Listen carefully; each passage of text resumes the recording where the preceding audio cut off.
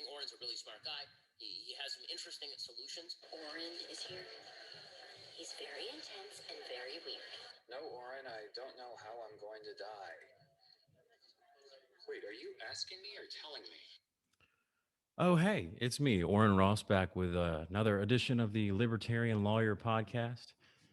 And I'm pretty exhausted today because my wife started throwing up about 1:45 last night, maybe 15 minutes after I actually got to sleep.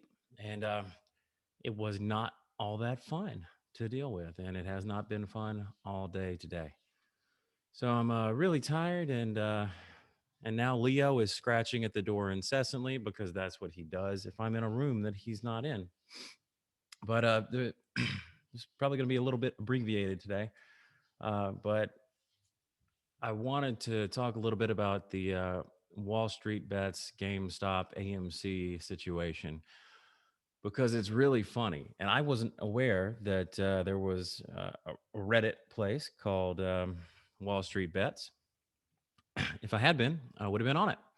Um, because I do dabble in the stock market a little bit, and I'm I think I'm pretty good at picking stocks and going through balance sheets and kind of figuring out which company actually has a chance to make a decent stock. So I didn't know this existed, um, and I've been kind of out of the market a little bit. I haven't really been paying all that much attention, except to a couple things because I'm really busy trying to build my own law firm, and it's kind of time consuming.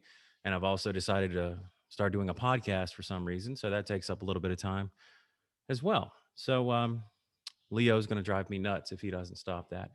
But apparently, these Wall Street bets people decided that they hate hedge funds enough to put all of their money into GameStop because a bunch of the hedge fund guys decided to short it. Now, I don't think that there's anything inherently wrong with shorting a stock, um, because either way, you're betting on what happens to the company. If you go long on a stock, if you buy a stock, you're betting that the company's going to do well and you might lose. And if you short a stock, you're betting that the company won't do well and you might lose. Um, but I don't think that's the issue that the people on Wall Street bets have. I think their issue is that these hedge funds have been, gaming the system. And if you don't understand that the stock market is rigged, then, well, this is your wake up call. It's rigged. Uh, the way you can tell it's rigged is because when the hedge funds lose, when Wall Street bets wins, people from the SEC and the government come on. They go on CNBC and all these other channels and say, "Well, this is outrageous. This is wrong. This is dangerous." Jimmy Kimmel says they might be Russians trying to ruin the economy. I'm betting Jimmy Kimmel has some money with a hedge fund. That's what I'm betting. Um, so, you know, everybody knows. Hopefully, everybody knows that the stock market is a little bit rigged, and it has been for a while, and it seems like these Reddit dudes just got tired of dealing with it, and uh, the hedge funds overshorted GameStop, and they noticed that these people had a lot that they were shorting, and apparently this is a thing that hedge funds do. They'll all kind of short the same stock, get it down super low, and then if it's artificially brought down, you can also, after the short, buy a ton of stock and it will bounce right back up. And then you make money going down, you make money going up, you make money either way. And they're laughing all the way to the bank. So this is something that I think, it's not just shorting. It's the fact that they use their influence. They go on TV, they go on CNBC and these other channels and talk about how a company's going to do very poorly, and then everybody sells the stock which they have shorted. Or they might go on TV and say, yeah, I think this is the new stock, this is the hot stock for 2021, because they bought a bunch of that stock already. I mean, it's there's nothing really stopping these people from doing this. And ideally, I think people are like supposed to disclose if they're in a position. Um, I know I used to watch Fox Business a lot. They would disclose. They would say like, "Yeah, I own some of this, but I think it's going to do well." So at least that they have that position. But you know, with these hedge fund people, you don't know, because I don't think the guests on these shows are under any obligation to disclose what they hold and what they don't hold, especially if they're holding it as part of a hedge fund, because they're just using other people's money to make all these bets. So it's really funny that they've shorted that stock. I think it was like around $10, and then it went up to almost 500, and now it's rolling back down pretty hard because Robinhood and some of these other apps limited, or they stopped the ability to buy. They made it so that you could only sell. So the price had nowhere to go but down. And now the CEO of Robinhood is saying that they did that because someone from the SEC, a regulator from our federal government, showed up at 3 a.m. and told him that they were going to owe $3 billion. They needed to put $3 billion in cash down as a deposit to cover all these losses unless they stopped trading on GameStop. Now, I don't know if that's true or not, but just based on the things that the federal government has done before, I'm willing to bet it's a possibility that someone did that, because the federal government seems to be there seems to be a revolving door between the federal government and all of these huge corporations, where people go in the government, they get out and get a job, they get paid tons of money, then they go back in the government, then they go out and get a job for the same people they helped again, over and over and over. Like Janet Yellen, who is what is she now? Like, is she supposed to? She was the Fed chair, obviously. I think she's what, like Secretary of the Treasury or something now. Is that what she's doing? Secretary of the Treasury, who you know, this lady, I think she got paid $810,000 for a speech that she gave to a company that happens to own uh, a large portion of Robinhood, something like that. Um, I should probably look into the specifics of that, maybe tomorrow. But this is the kind of thing that the people on Wall Street bets are pissed off about, because it's so obvious to everybody. It's not Republican versus Democrat. It's have haves versus have nots. And it's not just haves, it's people who have a lots. Okay.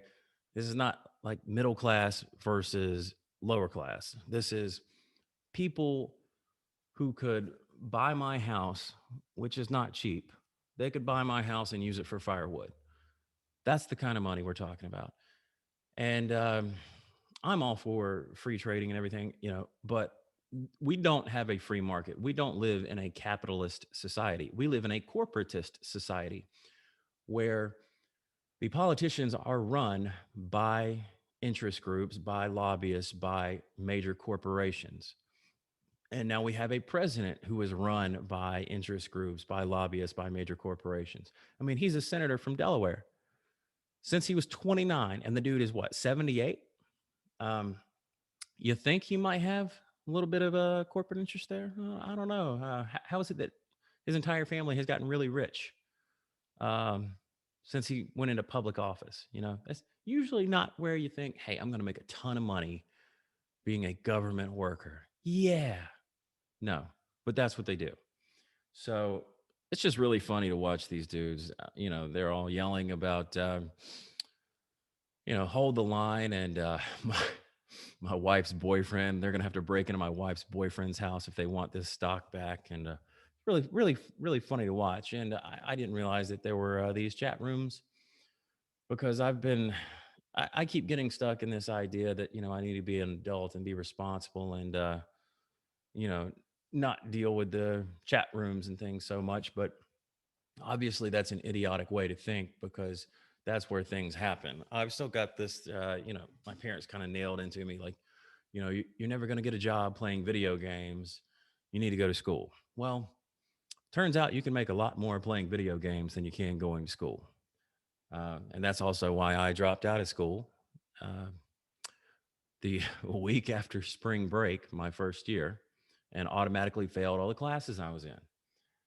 Um, because, I'm smart enough to not need college, but I didn't have a plan and was really stupid because I basically got a dead end job and worked that for a while until I decided to go back to school. But, valuable lesson there. Um, I just needed a plan, and it's hard to have a plan, and I still don't have a plan sometimes. But for the foreseeable future, I've got a plan. Um, but who knows where it goes? But anyway, it's really funny to watch these dudes do this. They're just losing it, and some of them have made. They're up millions and millions and millions and millions. Like I saw one dude who was up 10 million, 22 million at one point. Obviously, they're not there anymore, but they were up pretty good. It looked pretty good for them. Um, so what else should we talk about here? Yeah. Well, SNL is no longer criticizing Biden. You think they're not going to criticize Biden? Hmm. Well, let's see. It's only the funniest thing that could possibly happen. Like we basically have Mr. Magoo as a president. I'm sure he trips over things all the time. He calls he called his wife his sister and vice versa. They should be making fun of this dude. The fact that they aren't is just blowing my mind. Except it's not really like you know, you'd think people would want to be funny, but these late night hosts, they haven't been funny for years. They haven't been funny since Trump got elected. I mean, Stephen Colbert, he's like, he might as well just start like a news show. He doesn't talk about anything that's funny. None of them do really. It's all Trump jokes, and you know, I don't really mind Trump jokes all that much because there's a lot to make fun of with a guy like that. But the good thing about Saturday Night Live before was that they made fun of everybody. Like, they had Phil Hartman playing Bill Clinton. Like, that was awesome. He was so good at that. And then Daryl Hammond playing Bill Clinton. Really, really good. And they would say really funny things and they would make fun of everybody. But now they're too woke. And that word pisses me off so much because it's intentional. If you say that you are woke, I might try to slap you just so that a little bit of English comes off my fingers into your brain. But you know, p- SNL obviously nobody's trying to be funny anymore. In fact, CNN is like actively trying to get Fox News taken off the air, and you have this weirdo Brian Stelter, who everyone says he's not gay because he has a wife and a kid. Knowing a lot of gay men, that does not mean anything. Sometimes that's just a cover, and sometimes they might like both. But Brian Stelter is very feminine. It seems like he's wearing lipstick half the time, and he's a weirdo. Something about him is just off. Maybe it's the cue ball effect of just that forehead that never stops there. But he what's his show? His show's called Reliable Sources, right? But he never has anybody who doesn't agree with him on there. So it doesn't seem all that reliable, does it? Because, even if I think I'm correct on most things, and I do, because I wouldn't hold those positions and feelings if I thought they were incorrect, I can be swayed. I can be, convinced that maybe I'm not correct about things if you present logic and evidence and facts and reason. But this guy doesn't do any of that. In fact, there's a guy retiring from CNN who's been there for like 40 years, like since CNN opened. And Brian Stelter was talking about how he's a legend and, all this. And he's like, what can we do to make our show better? And the guy's like, well, you can have some people on who are, maybe right of center because, you don't really have any of those people. And it would kind of give your show a lot more credibility if you had some legitimate people on who were right of center. And Brian Stelter, of course, ignored that and started talking about how the guy's been working there for 40 years again. Because these people, they don't live in the real world. I don't know where it is they live, but like they live in New York, New Jersey, Connecticut, wherever it is. And these TV anchors, they make millions a year. Like they make really good money. They're not making what people like you and me make. They're rich. And some of them, like Anderson Cooper, he's like an heir to the Vanderbilt fortune or something like that, like crazy rich.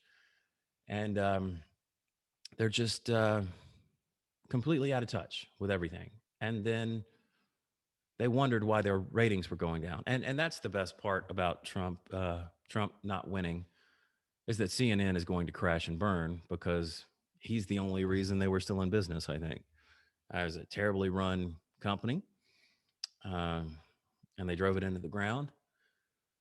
And then Trump came around and resurrected it like a phoenix rising from the ashes, and sun's gone down again. They're going to crash and burn. It's going to be really funny. But other than that, other than CNN being garbage, which they usually are, things are, you know, getting a little bit darker. So you may recall that a bunch of National Guard troops were sent to Washington, D.C. after people went to the Capitol and some people misbehaved and acted very poorly in the Capitol. Well, for some reason, states are still sending National Guard troops to Washington, D.C., even though there have been zero reports of protesters or anything since the Capitol issue. And you might wonder why. Well, the governor of Illinois, Governor J.B. Pritzker, said that ultimately we must root out the dark forces of racism, white supremacy, and disinformation that have created this moment. But until we do that, our extraordinary troops will deploy with honor. Um, I wasn't aware that you could deploy the National Guard to a United States city to protect against disinformation. If that's the case, we need them in Atlanta because CNN is spitting disinformation 24/7. They're calling themselves the most trusted name in news. Right there, you know that it's done. CNN has not been trusted by anyone since the Gulf War. Well, it's not been trusted by anyone who is capable of rational thought and examining two sides of a situation since the Gulf War. Um, Now, you, you might want to know, or you might be wondering, where is this white supremacy? Where does this racism come in when a bunch of people went into the Capitol, many of whom were let in by the police there, but some of them went in and destroyed things and went nuts. And some of them obviously are like legitimately insane. Probably a lot of them, the ones who actually broke in. Where does the white supremacy come in? Well, it comes in because they are Trump supporters. So what the Democrats do is they claim without any evidence that everyone is a white supremacist. Um, because if you are a white supremacist, that means you are evil, and they are justified in doing anything that they want to get rid of you, whether it's constitutional, whether it's unconstitutional, whether it involves violence or nonviolence. They want to get rid of everyone who disagrees with them. So they just throw out racist, white supremacist all the time. I didn't see a single thing that indicated white supremacy anywhere around the Capitol at that point. Nothing. And obviously, Trump didn't say anything that's white supremacist because he is not a white supremacist. He has disavowed that more times than any other president has because he's been asked way more times than any other president. And he'll say it over and over and over, and they'll still ask him the same question. So anytime somebody talks about white supremacy, they're not being genuine because, as far as I'm aware, there haven't been any legitimate white supremacist issues in many years. I think Timothy McVeigh might have been something along those lines. That was like early 90s. But I think it was more just that they were anti federal government. A lot of things were happening at that point, like Ruby Ridge and Waco, where people realized that the government was overstepping their bounds, and they were very anti federal government. White supremacy uh, exists just like black supremacy, just like Mexican supremacy, Asian supremacy. There are always going to be people who are racist. That's built into the human genome, I think. I mean, that's how you survive, or that's how people survived a long time ago. Because if somebody who doesn't look like you shows up at your village, they're probably there to invade and kill you and rape people and pillage, right? So that's probably built into us a little bit. You're wary of people who don't look like you, or who don't sound like you, or maybe who don't think like you, whatever it is. But uh, I think the real question is, where were we? Where were we seeing all of these white supremacists this year? Were they the people who were burning down cities and breaking down and forming their own sovereign countries inside Seattle and Atlanta? There was one. They just took over a street and shot a little black girl because her mom tried to turn around because she saw a bunch of people with guns in a street. Was that the white supremacists? Oh no, that was the Black Lives Matter movement, which is ding ding ding a black supremacist movement. Okay, because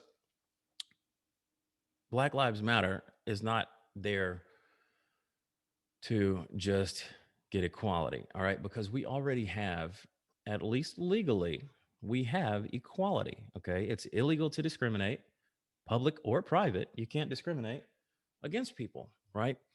Um, Somehow people don't seem to understand that. They think that everything is built around racism and white supremacy, which is ridiculous on its face. Because, I mean, honest to God, we've had a black president. We had a dude, he got elected twice. Okay. That guy has way more power than anybody I know who is white will ever have. Okay. You know what that means?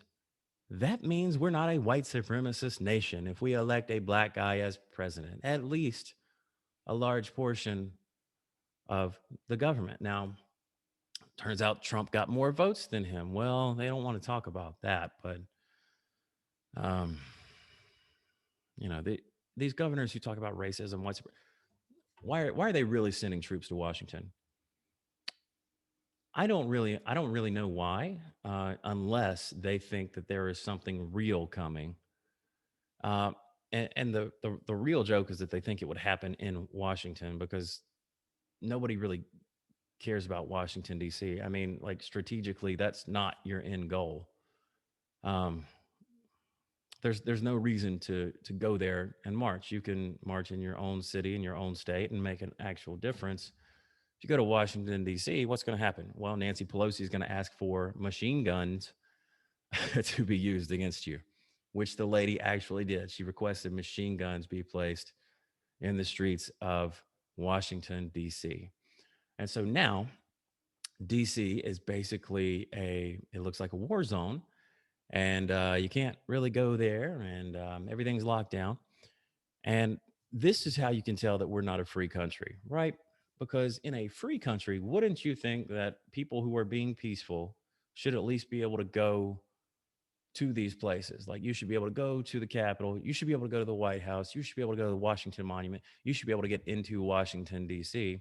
And you should also be able to have a gun in Washington, D.C. Um, you know, that's just, Second Amendment to the damn Constitution. It's right there. It's right there. But nobody cares. It's just ridiculous. And I think I've ranted enough for tonight.